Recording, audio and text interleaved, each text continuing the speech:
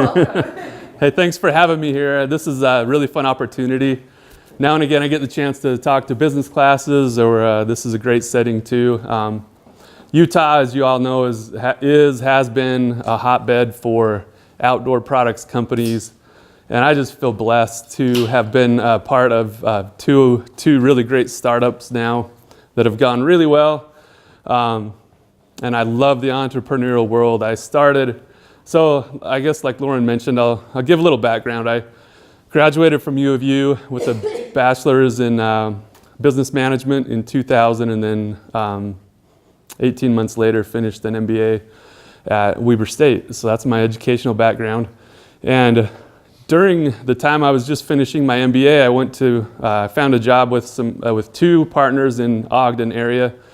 They own 72 commercial buildings, and this is where I got my taste for the entrepreneurial small business life, just as I was finishing up my education. So these two, I worked with them for 5 years, from 2001 to 2006, and it was just so much fun. They had all the autonomy in the world. They had run their businesses for several years, and so they were just teaching me at this point, or really, I was just their worker. I was kind of the workhorse for these two as they got to play a lot. But as we gained each other's trust over the first few years, I was renting out their buildings, and we got to 100% occupancy within a few years on their 72 commercial properties.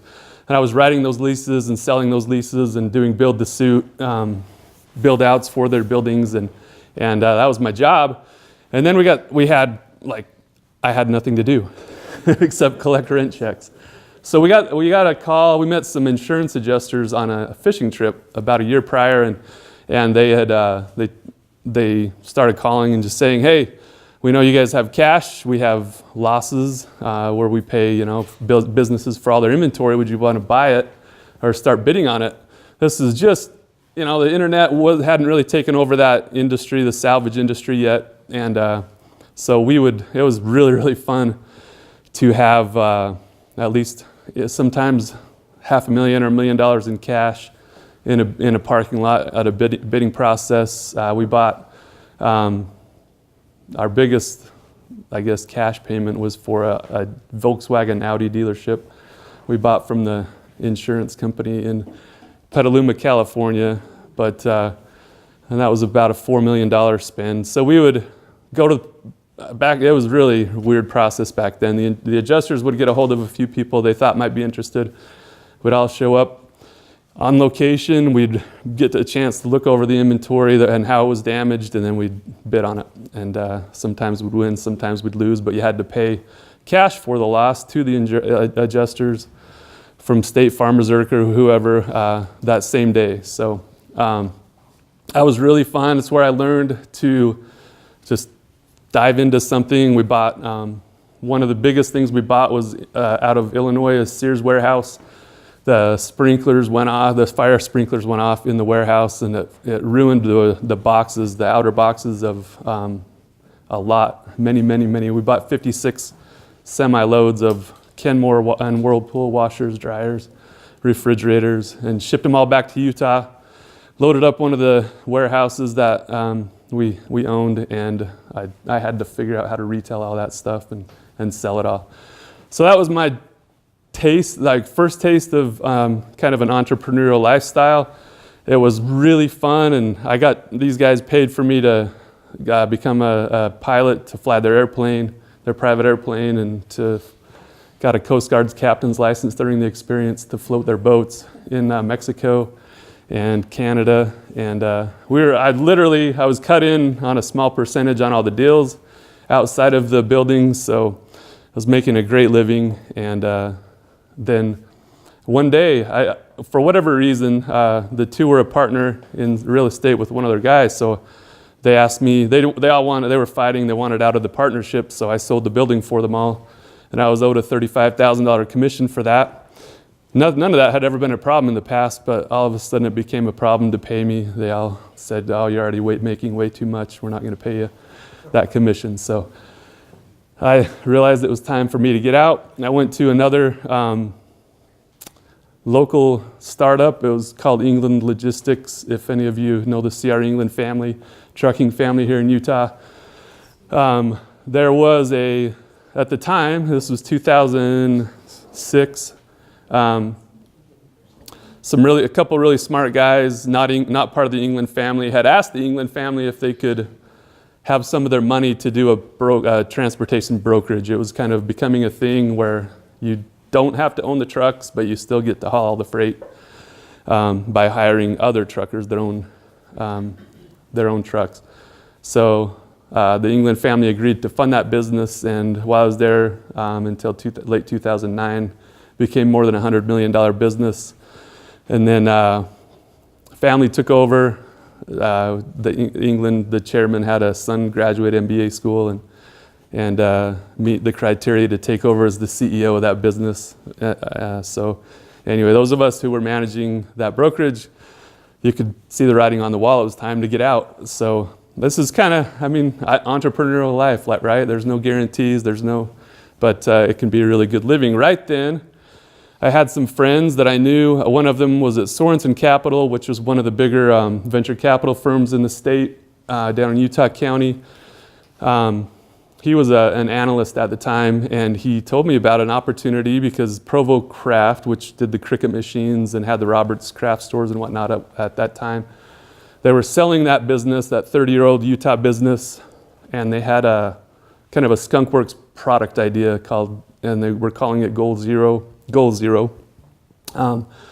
was an opportunity to combine solar and batteries, and the owner of, the part owner of the whole business there, the Provo Craft business, Robert Workman, he was already putting together these solar battery kits to charge his laptop and give him a little bit of light on some humanitarian missions that he was going on to Africa at the time. So the new owners of Provo Craft didn't want anything to do with this little skunkworks project. So me and the analyst from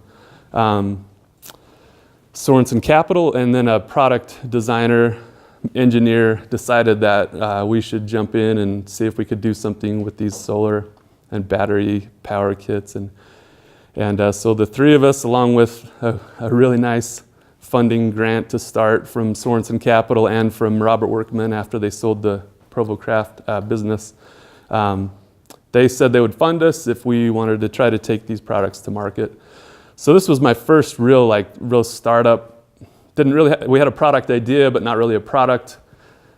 But this is where I'll just jump in and say it's all about the people that you work with. So I had one really bad experience where it was fun for 5 years, then all of a sudden the bosses got greedy and said whatever we agreed to, we're not honoring it anymore. But now I had a chance to do a startup with guys who were flush with cash, had a really cool product idea, already had a factory in China that they knew very well and did really good electronics work because they did the Cricut machines.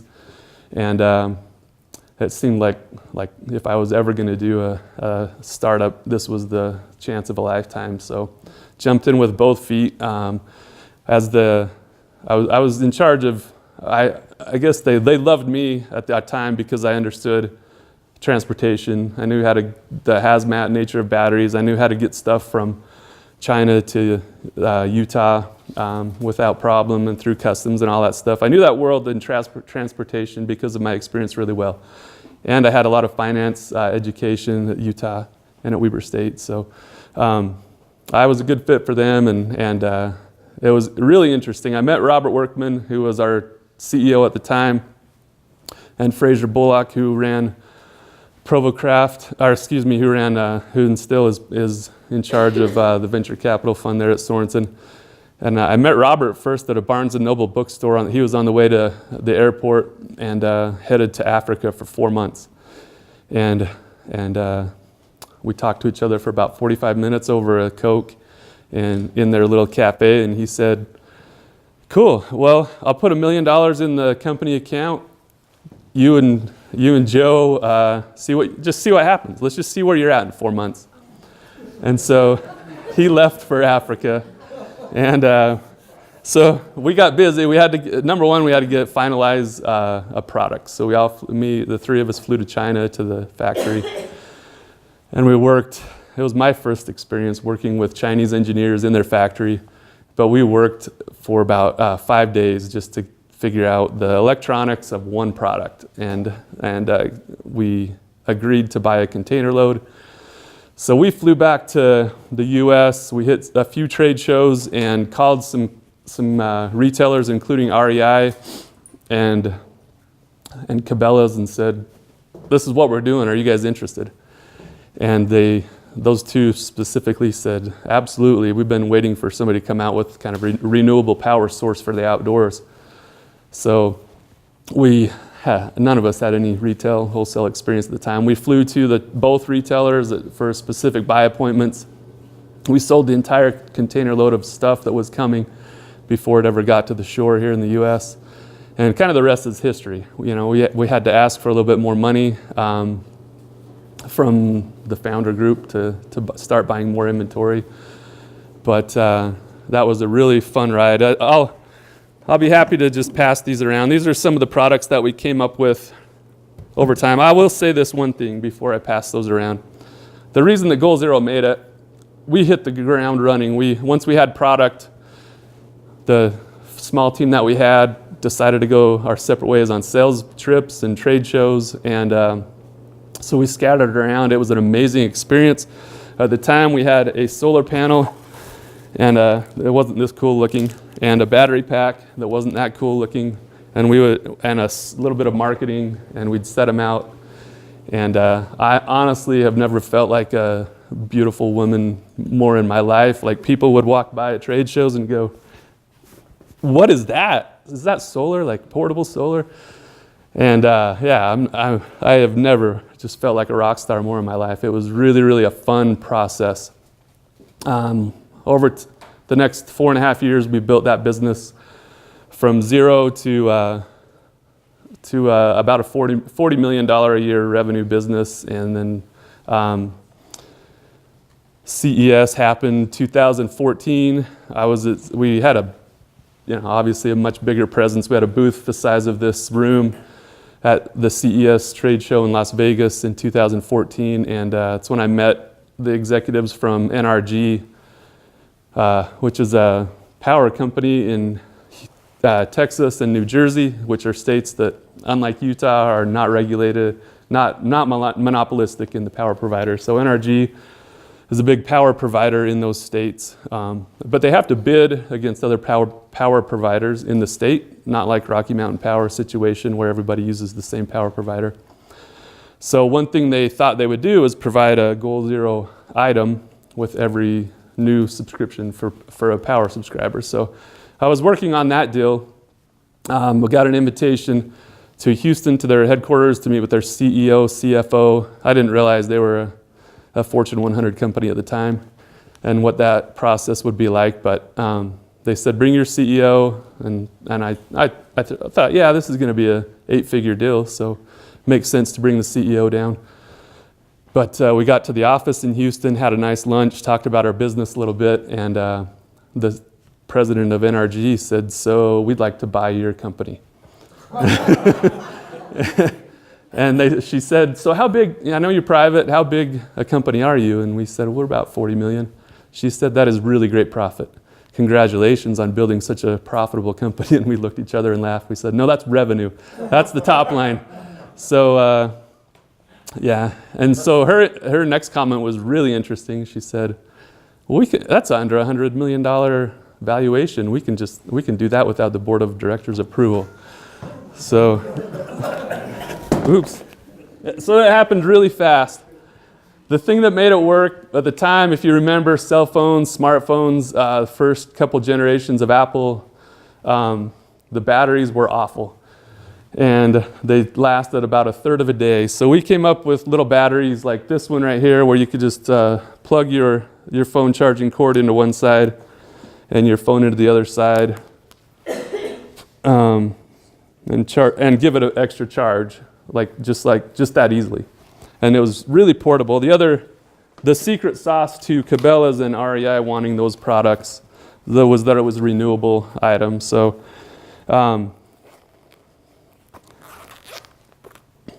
you just, in this version, you just kind of flip out the USB out and plug it in here, put it in the sun for a couple hours to recharge the battery. So it was a renewable, really portable power source. Retailers loved it. We hit it. I mean, we didn't invent solar, we didn't invent batteries, we didn't invent LED lights and lanterns, but we packaged them really beautifully for the outdoor industry and hit an absolute home run. So that was really fun. I'll just finish up quickly my story. I want to make sure I get to everything that you guys want to talk about because I think I'm boring. So from the time we went through this whole due diligence process. Have any of you ever sold a company in here? Been through that process? Okay, it's a stressful year, or it's a really stressful year of life. So it's really exciting in the beginning. It's like dating, just really exciting. You're just in love, and they love you, you love them. And then they want to know, like it goes from that to, it's not like dating where now it gets intimate and really fun. It's more like, no, we want to know the horrible things about you. So all of a sudden we went from a company, small company, to having, we had hired 108 full-time employees in that 4.5-year run. So that was a really fun part of the business too, was to create 108 new full-time, high-paying jobs in Utah. But we had almost that many people from NRG's HR department and accounting department in our building for like 3 months straight, trying to find out why we're terrible people and how much we're lying about the numbers we told them, and just what lawsuits we had going on. They just wanted to know the bad things so they could devalue the company. But anyway, we were thrilled with the money we got for it, and but it got really weird. If you're an entrepreneur, you love making decisions, you love being part of the sales, the product development ideas, working with the factory directly, QC, marketing. Like, I love doing it all. I love that really early stage of business. As soon as we sold the company, all that went away. And I went and talked to the CEO who NRG had sent to Utah, to move to Utah from their senior executive team. And he told me, he said, slow down. He's like, stop trying to like do all this stuff right now. Like, we're gonna have people doing all this for you. And anyway, very quickly was really apparent that I wasn't gonna make it in the new scenario. So I'd made a lot of really great friends and connections in the outdoor industry, mostly through that outdoor retail trade show that used to be here in Utah. And I started calling a few people, and then word got out I was maybe looking for the next thing, and the guys from Klymit, which very different, which it had to be. If you have sold a business, you sign away 3 or 4 years of your life where you can't compete with the old style product. So I still wanted to stay in the outdoor industry, and decided I would go to the sleeping side, from the power side to the sleeping side of camping gear. Really great fit. They had started their business the same time Goal Zero started in 2009, and they were at $3 million in annual revenue. In the same time, we'd gone to $40 million in annual revenue, and so it was really seemed like a good match where I could come in and work on distribution, marketing, helping with product development ideas that I thought would fit into the retail partners they were going after.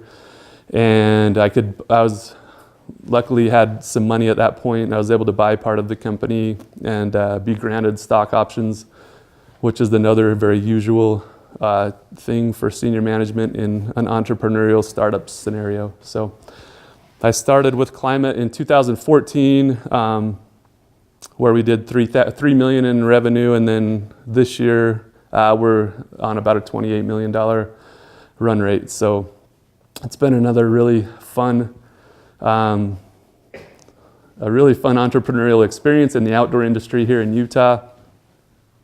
But it's really strange.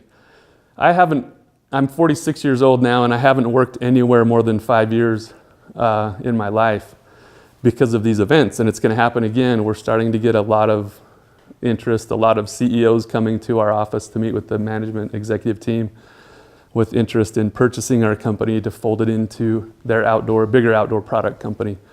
So I guess that's the life cycle. That's all I know, like, is these events. But I will tell you that the entrepreneurial experience, especially in outdoor, is a lot of fun, but it really cuts down on the amount of time you can spend outdoors because you really have to work a lot.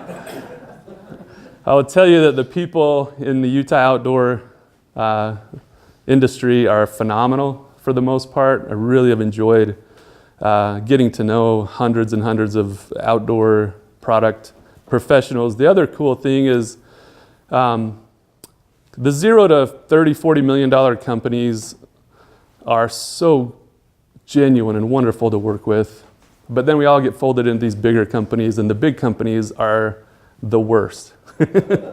They're horrible, and that's where it's kind of gone wrong, I think, in the outdoor industry. A few years ago, we started hearing about people really wanting the show out of Salt Lake City, the outdoor retailer show. You know, the winter show brought, I think we estimated $20 million in benefit to the Utah economy, and then the summer show was more like $40 million every year that brought in benefit to the Utah economy. But our industry has become really, really political, which is a rough thing. I don't like that part of it at all. Companies like Patagonia really, and they have nothing to do with it. It's their business model to make their customer think that they're really trying to save the world and the planet. And the more people that they can get to believe that, the more people buy their product. And they do good. I'm not saying they don't do good. They do good, but it is very much a business model more than being genuine about what they're trying to accomplish. So with big companies like that don't even exhibit at Outdoor Retailer anymore, and Arc'teryx and others trying to just pushing with retailers like REI getting very political and whatever your political views are, they're very much on the left side of things, very aggressively anti-using wilderness for hunting, anti-gun, a lot of things like that. And Utah is definitely a red state, a Republican state, and so the lack of access to weed, whiskey, and kind of this political thing really is what seems to have pushed the show, at least, and a lot of the industry to Colorado rather than Utah. And so that's kind of where we're at. It's the state of things. It's still a phenomenal industry. But there is now a big divide in retail between if you cater to the hunter or if you cater to the backpacker hiker. And that has happened with the removal of the big outdoor retailer trade show from Utah to Colorado, and with some of these big brands and big retailers inserting themselves into the more political discussion in the industry. So that's where we're at. I still love it. After Klymit sells, probably later this year, I don't know. You never know if you're going to be tied to the company you're working for and by contract. It's always what our attorney at Goal Zero explained it this way. It's like, what are you getting in exchange for the contract that you're signing, whether it's a non-compete for a period of time, or if you have to stick around with the new company for a period of time, how big is the check basically, and what's your number in exchange for that. So we'll see if, I don't know if I'll stick around if I break my 5-year record with Klymit. That'll be November this year. Or if I'll have the opportunity to move on to something else. The really great thing, and I hope we don't lose this, I think the Outdoor Retailer show may have been a lot of inspiration for people here, but the the number of startups in the outdoor industry and hunting industry that start in Utah, like per capita has to be number one. There's no data to support that, but it has to be number one. Everywhere I go, there are so many product companies in our industry from Utah. So I believe there will be lots of opportunities in the future for whatever comes my way. So that's kind of where we're at. These hours always go by super fast. Let me introduce you to the Klymit product while you think about what you really want to talk about. We've talked enough about what I do, but I'd really like to kind of start discussion with what you're really interested in talking about. Klymit started in 2009 with, they won a entrepreneurial competition at BYU with this idea of this inflatable coats and jackets for skiing, where they used gas, noble gas, to replace the insulation, the down in the jacket. Cool idea. They won a ton of money through these entrepreneurial challenges at various universities. But has anybody skied in their life? Who skis or has skied? What do you like your jacket to do in addition to keep you warm? What's that? Move. Yeah, move. What else? Be flexible and breathe. Otherwise, if it doesn't breathe, you just sweat your guts out. So the jacket wasn't flexible when it was inflated, and it didn't breathe very well. So they didn't really sell many of them. When I got into the company and started looking at the books, they had made one really like crazy looking sleeping pad with their inflatable expertise as engineers. The two guys that really made it work are both BYU engineers, mechanical engineers. So they had designed this sleeping pad, and it was by far their number one revenue product over the last couple of years. And so we, through some really heated discussions and whatnot, which you have a lot of in the startup world, we decided we would pivot away from the jackets and sell that technology off and focus solely on making the outdoor sleep experience really comfortable. If you've ever been outdoors, camped, has anybody been in a tent during their life and tried to sleep? How's that experience? Pretty awful, by and large. So we thought, man, if we could make stuff that's way easier to pack than foam, like the big foam roll, but much more comfortable, still very rugged. If we can just change the whole narrative of people having to, have a fifth of whiskey before they go to sleep in a tent. If we can change that narrative to, no, you just have a comfortable mattress, pillow, and sleeping bag, then we're onto something. So that it really is business principle, probably number 2 in entrepreneurial and startups, is you have to find the problem, then you have to create a really great solution to solve the problem. And if you can do that, especially in outdoor, you've got instant customers and create fans along the way. So this is part of our current lineup. We have the most comfortable pillow in camping that packs up tiny. We have about the size of your phone. It comes with this really nice, luxurious feeling washable pillowcase. We have many different sizes of mattresses. This is our most popular size of mattress, and it packs up like this. And it takes 10 breaths to inflate, so you don't have to take a pump with you. And it's really comfortable to sleep on. Any of you are welcome to lay on it, but for side sleepers even, you'll never ever feel anything from below you. You won't feel rocks or stumps or anything like that. Really well designed. And then we have a line of sleeping bags also. This is a 0 degree Fahrenheit sleeping bag. So it is small and lightweight for a 0 degree rated sleeping bag. Not the lightest weight, because part of our breaking into the market with giant competitors like Thermarest and Big Agnes and others, we knew we had to hit a price point that was more value than theirs. It's part of the disruptive model that we learned in business school here and at Weber. Was great product, solve a problem with wonderful product that's better than anything out there. But if there's a big competitor in the space, you have to come in at a better price point. So that's what we've done with all of our products.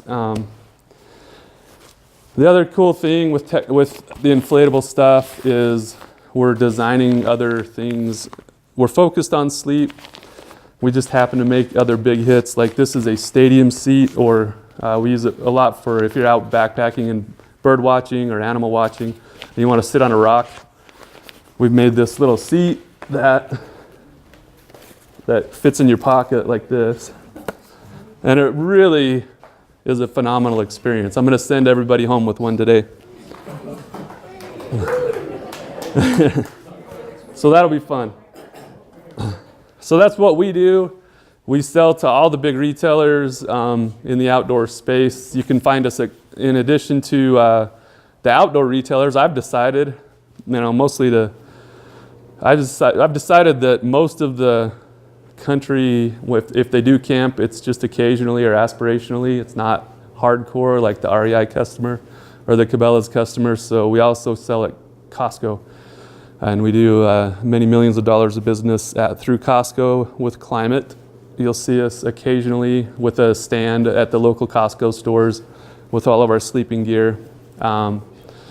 And hopefully a well-trained sales representative to tell you all about it. It doesn't always happen, but we try. But we think that hits kind of the family camper and the occasional camper and people who just occasionally want to be outside with a really great value at the Costco. So enough. All right, let's get into what you really want to talk about. We got about 20 minutes. I want to make sure that we don't leave any question unanswered. That sleeping mattress you have. Yes. Is it puncture proof? No. Okay. No, it's really puncture resistant. But if I told you it was puncture proof, you would not give it 4.5 or 5 stars. Yeah. So we yep. The reason I asked you is, back in the day, I was sleeping on pine boughs and a tarp. Yep. And it was comfortable, but that looks to me like it's just great. It's really great. We use a really great material.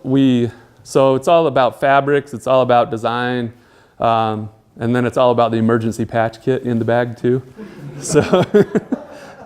So we do everything possible to make it as puncture proof as it can be as an inflatable mattress. I can tell you, when I started at Klymit, I got my mattress. I used a little bit oversized one. It's 4.5 years later, and I'm still using the same mattress. I've patched it one time, and I spend probably 35 or 40 nights a year out sleeping on our stuff. What puncture did? What's that? What puncture did? What puncture? I don't know. I have no idea. Okay, is it like a tree limb or something? Probably. Like a little thing?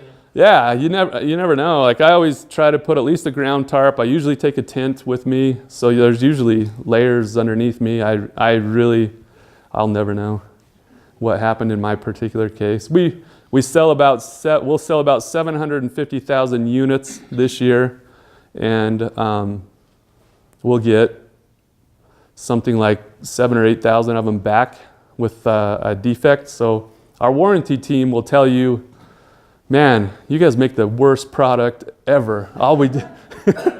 But really it's less than a 1% defect rate, and it's really a great defect rate or puncture rate. But it does happen. It's not proof, but it's pretty dang good. Where do they manufacture them?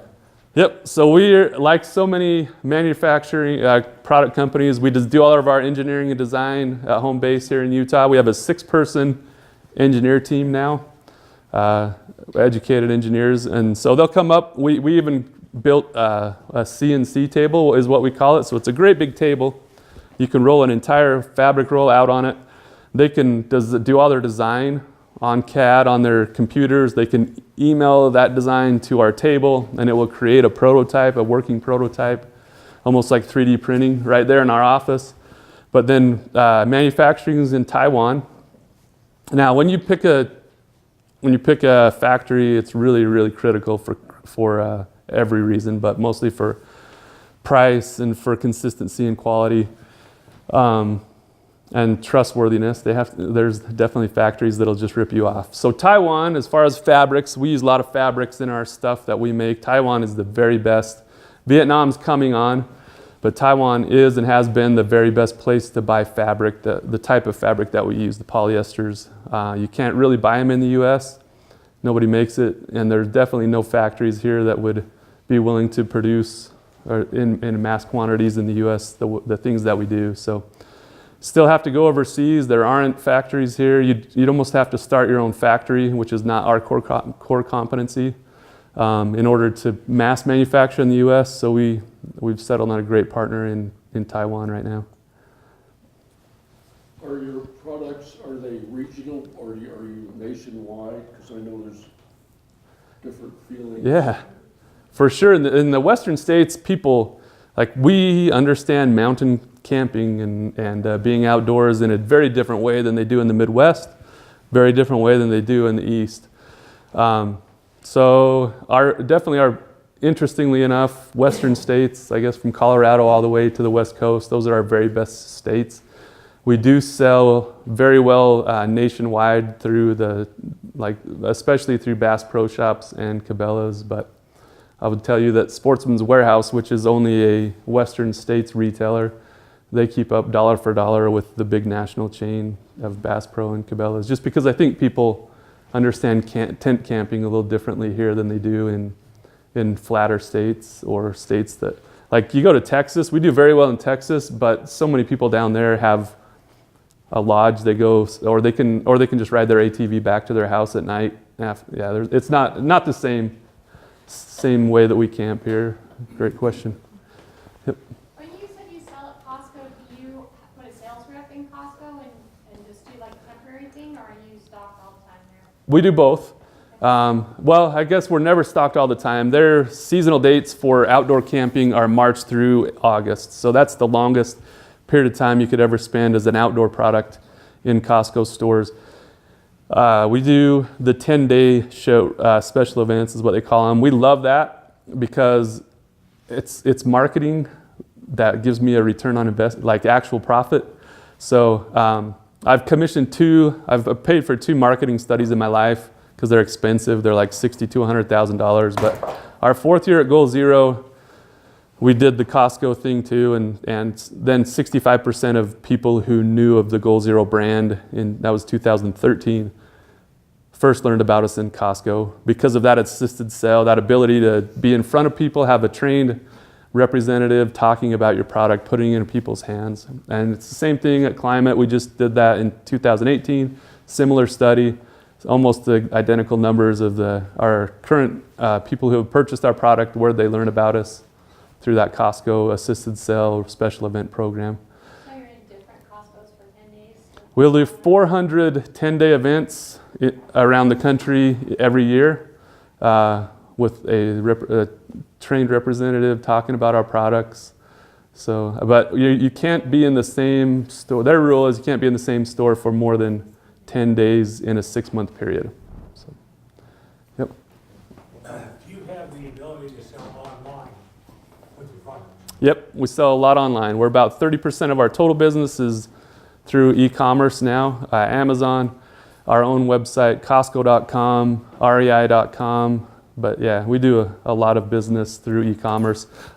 It's another benefit of being small and lighter weight, which is something you focus on as an outdoor product, is small, lightweight, but that also equals cheap shipping. So that's a really positive thing for e-commerce. Did you find out or have found out that the cost of shipping could really be a hindrance? Yes. Yeah. At Goal Zero, the bigger batteries, especially with the hazmat, the extra cost of hazmat and the weight, a huge hindrance to selling. Yeah. Weight, size, hazmat, classifications for a product definitely impacts your pricing. So my typical pricing model would be, if it cost me $20 to make in Taiwan and land it here, I can land it here in Utah for about $20.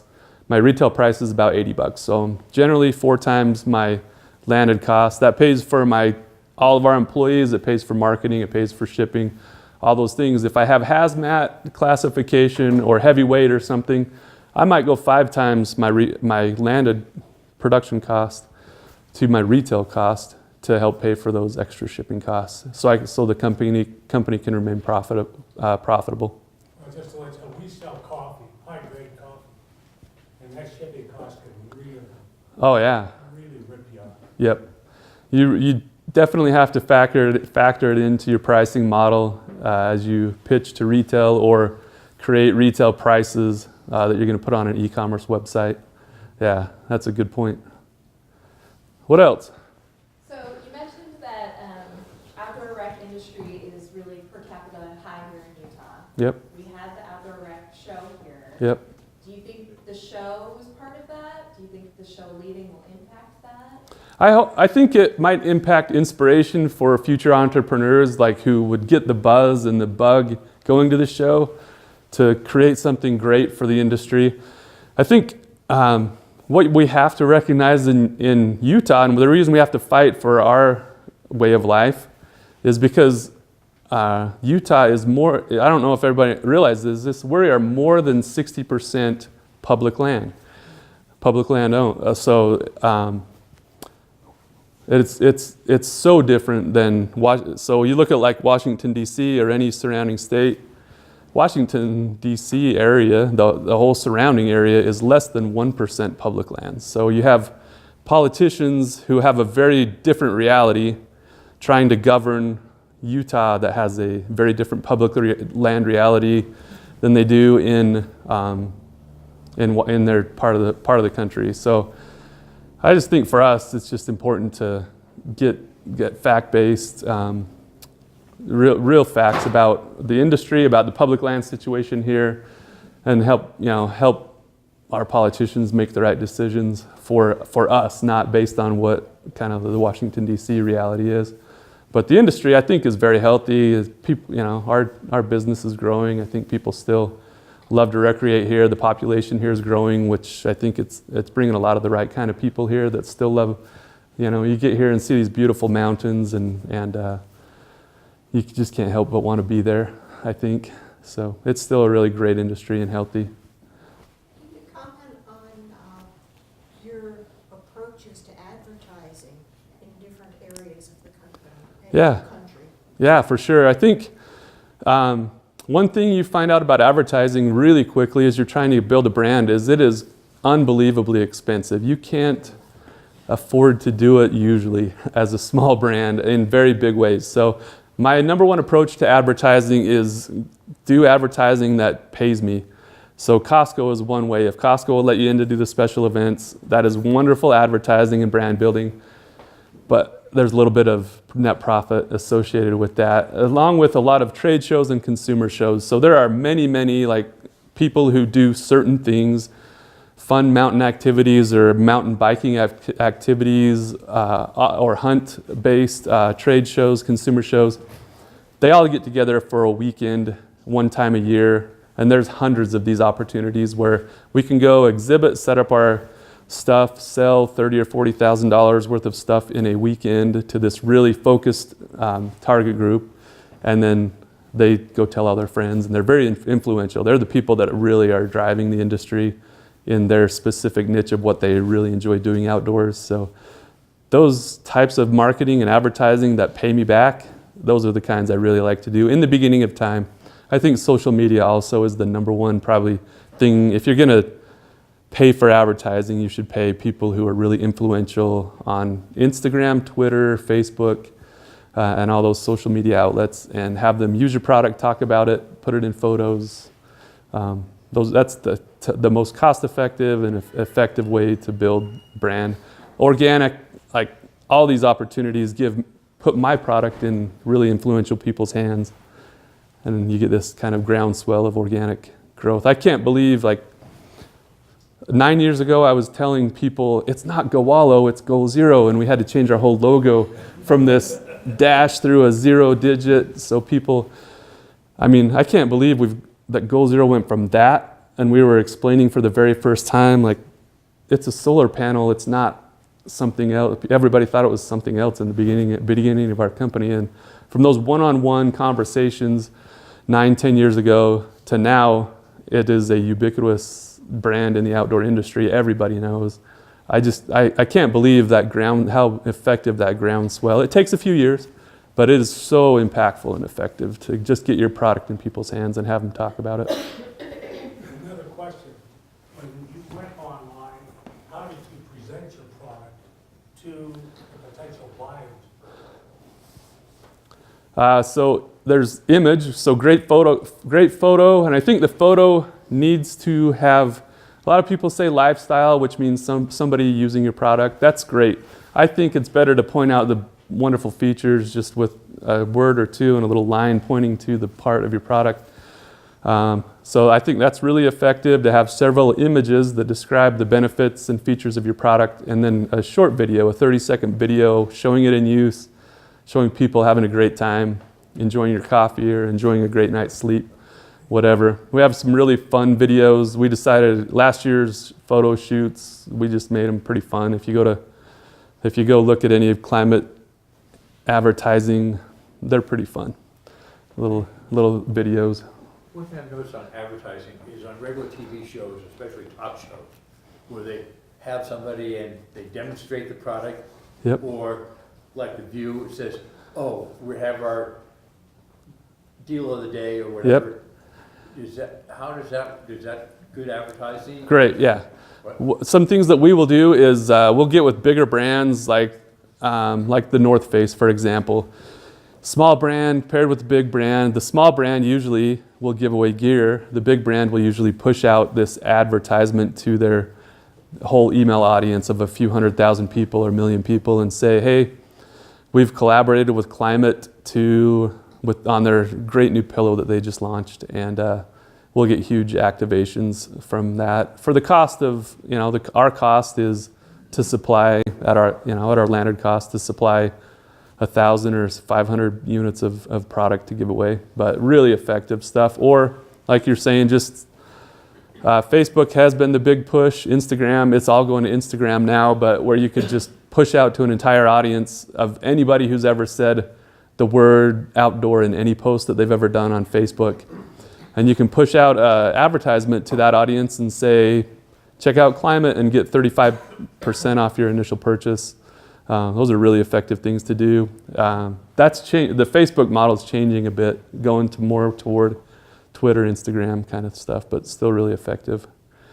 Locally, if you watch the KSL Outdoors show, we pay to be a sponsor of that show, but in exchange we get lots of on-screen demo of our product. And when we go to, like last week was the Western Hunter and Conservation Show at the Salt Palace, everybody there, tens of thousands of people know our brand from that local TV show that we integrate our product with on screen by paying for sponsorship. It's $25,000 a year for the sponsorship. We believe there's great return on that investment. Yes? So what's next? You got outdoor inflatables. That's the big question. Luckily for me, I've gotten to know more and more people. Now I'm a 10-year veteran of the outdoor industry, and the two companies I've worked with have gone very well. They're they're definitely, they've gone very well, and everybody wants their startup to go the same. So I get a lot of calls. I get a lot of calls from Utah, Colorado, Idaho-based startups that ask if I'm available.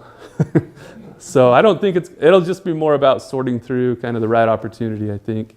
But For consulting or I don't know. I don't want to be offensive, but every time a salesman comes to me for a job interview and says, hey, I have this background and experience, but for the last 3 years I've been a consultant, that equates unemployed in my mind. Like, so I really want to go to work for a brand. It's been really a fun ride. I want to keep doing it. Hopefully for the next 15, 20 years, I want to do this time and time again. I've really enjoyed the ride and experience. Have you ever thought of working with the military? Have you done that before? I have. I've had really fun experiences, but I've learned a lot about the purchasing ability of the military too. You do have to be U.S.-made product to really win the big contracts with the military. So we've figured out a way to make a lot of money with the military, and when soldiers love your gear, and they have with Goal Zero, they have with Klymit, we have special forces groups that love our gear. they have their purchasing officer has a $3,000 per month kind of limit on non-U.S. made goods. So they have a credit card called the "I can buy whatever the F I want" card. They is that's the way they've told me. They have more colorful language, but I've had a ton of fun. Like I've been invited to Fort Lewis to shoot sniper rifles with the Special Forces sniper groups, and had some really many fun experiences. Been out at our West Desert training area, blowing up Minuteman missile engines with the EOD, and just really phenomenally fun experiences, because when you sell to these guys and they're telling all their friends about how great your gear is in their unit, how much more comfortable the flight from Utah to Afghanistan is using Klymit gear, you make some good friends in that part of the industry. But not being U.S. made is a hindrance to being able to get the big contracts for sure. Did you feel a shockwave? Yes. Yes. It's amazing. Yeah. So what he's talking about, when you're blowing up a Minuteman missile engine, the EOD, they have a mission to not have a fragment, so the enemy can't find a fragment bigger than something like pea size. So they have to put a lot of explosive on these engines, and the viewing area is about a mile away. And before you hear or feel the blast, you see the shock wave, and then you see the smoke start to rise, and you can see the wave coming toward you for a mile. And it takes about 2 minutes, I think, if I remember right. We did this 4 or 5 times, and then when it hits you, everyone just gets knocked back a little bit. It's pretty amazing experience. Anything else? Yep. What you do in your lifestyle, how do you sleep at night? I haven't. I've heard a lot of guys say I can just live on 4 or 5 hours of sleep a night, and I think I'm one of those people. So I catch up on Sunday afternoons usually. But honestly, if I'm not working, I literally, this is our busiest time of year for trade shows from January 1 to right now. It just kind of ended. There's a 6-week period where we're on the road. I've slept in my own bed maybe 5 nights since the beginning of the year.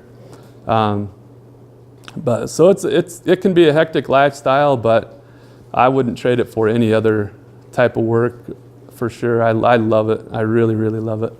If I'm not working and burning the candle at both ends working, I'm out hiking or hunting and taking my kids fishing or something like that, which is early morning, we're up at sunrise then too. So I just have learned to live without sleep, I think.